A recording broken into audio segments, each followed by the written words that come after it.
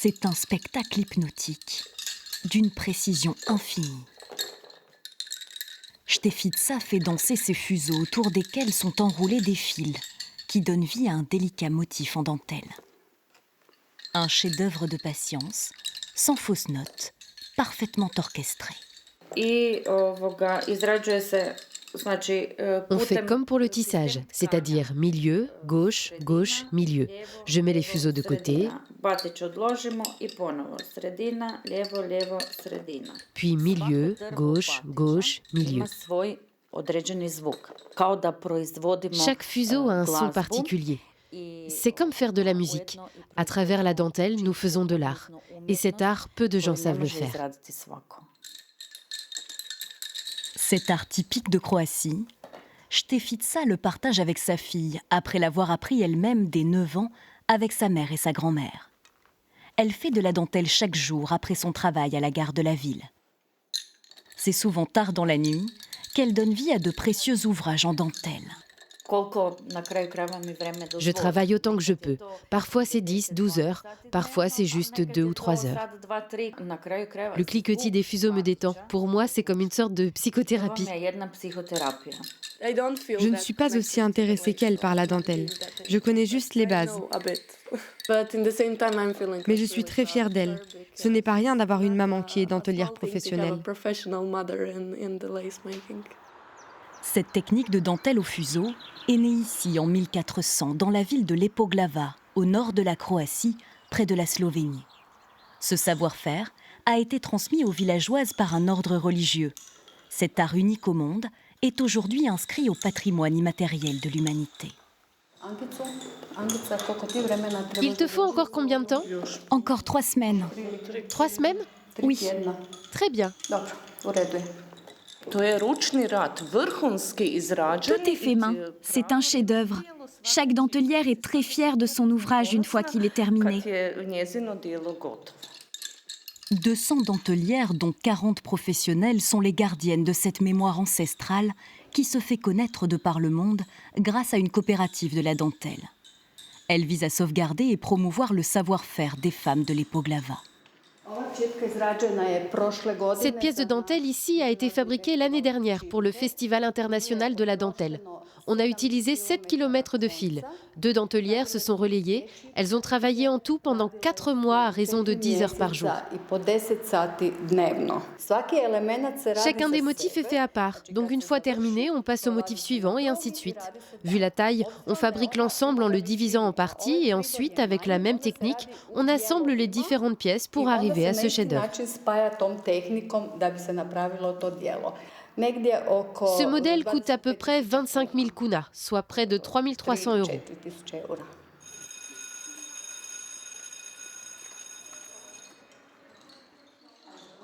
Pour faire perdurer cette tradition, cette école primaire de la ville propose une fois par semaine un cours de dentelle à ce groupe d'une vingtaine d'élèves.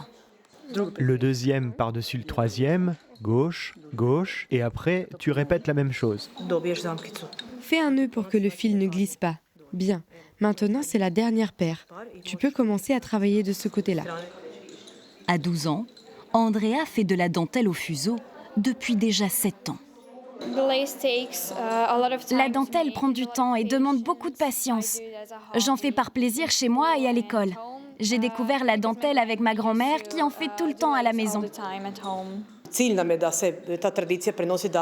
Notre objectif, c'est de transmettre la tradition auprès des jeunes générations, parce que tous les enfants n'ont pas quelqu'un à la maison qui s'y connaît. C'est pour ça qu'on a créé une école qui comble cette lacune.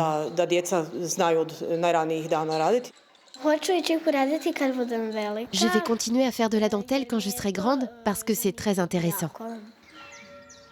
C'est toute la Croatie qui est attachée à son artisanat textile. À 700 km de là, au sud du pays, à Čilipi, les habitants défendent aussi leur tradition. Ils réalisent et portent encore des costumes d'autrefois.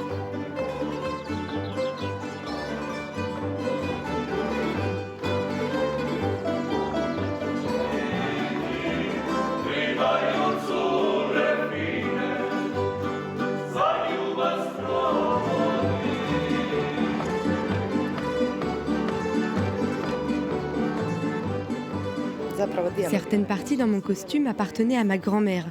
J'en suis très fière. J'aime beaucoup en particulier cette broderie ici. Elle est faite à la main avec beaucoup d'amour et de patience. Quand je suis habillée comme ça, je me sens très heureuse. Nous avons vécu des temps très difficiles avec la guerre. Je suis très ému quand j'en parle. Beaucoup de costumes et de maisons ont été brûlés pendant la guerre. Ensuite, on a organisé ces manifestations. Dieu merci. Je me sens heureux et très fier quand je porte mon costume. C'est la tradition. À l'époque, ma mère mettait ce type de tenue chaque jour. Et aujourd'hui, je continue. Mes enfants et mes petits-enfants aussi. Les broderies de Chilipi sont faites au fil de soie. Autrefois, les motifs et les couleurs donnaient des indications sur l'âge et la situation familiale, à la manière d'une carte d'identité tissée au cœur du vêtement. Ce savoir-faire du tissage et des broderies traditionnelles se transmet oralement de génération en génération. Le schéma, il est seulement dans ma tête. En ce qui concerne le choix des couleurs, je perpétue la coutume.